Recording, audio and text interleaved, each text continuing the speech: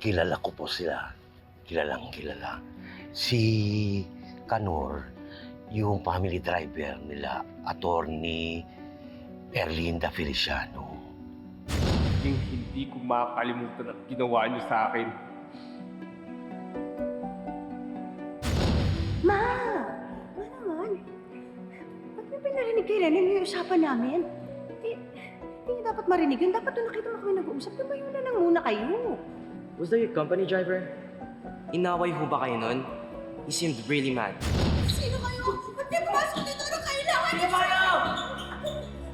Bakas ka na.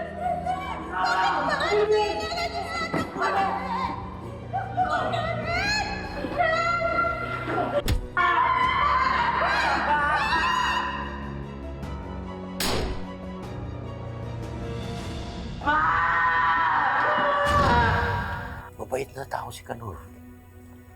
Hindi ako naniniwala na siyang gumawa nung krimen na yun.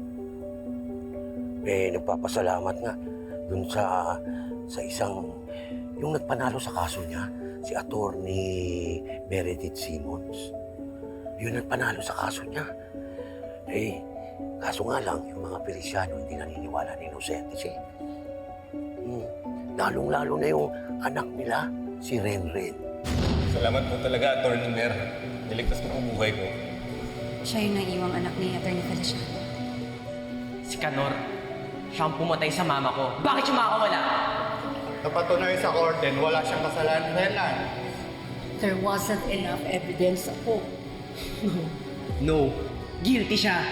Nayaan niyong makawala yung lalaking yan. Para niyo na rin pinatay si mama. You're a murderer. Tandaan mo yan, you're a murderer! Naalala ko nung galit si Renren doon sa nagpanalo sa kaso ni Kanor, si Atty. Simmons. At ang balita ko, dinala niya ito hanggang sa pagtanda niya. Alam niyo po ba kung nasa na ngayon si Renren? Ay, oo, attorney.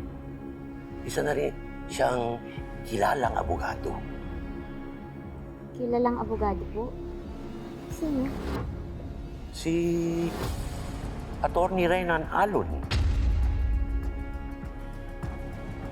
Kung ganun, andun siya kung saan nila tinago si Mama. Posible.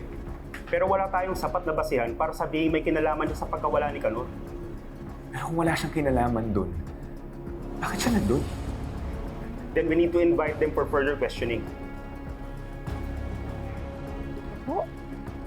Ano pong sinasabi niyo? Si Renren Feliciano, si Attorney Renan Alon?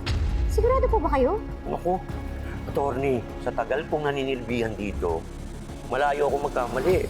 Matagal ko na sinusubaybayan at ang buhay ni Renren.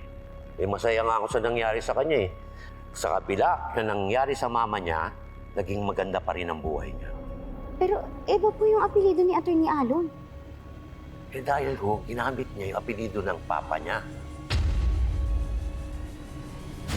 May anak po si Mama dun sa una niyang kinasama. At dun po sa poder niya lumaki yun. May kapatid ka? Kuya, si Kuya Renren. Attorney Renan Alon. Isa siya sa best criminal lawyer sa Pilipinas.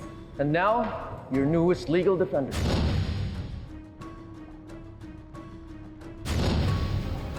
Sana nga, walang galit sa puso ni Renren kay Kanor sa taong pininiwalaan niyang pumaslang sa mama niya.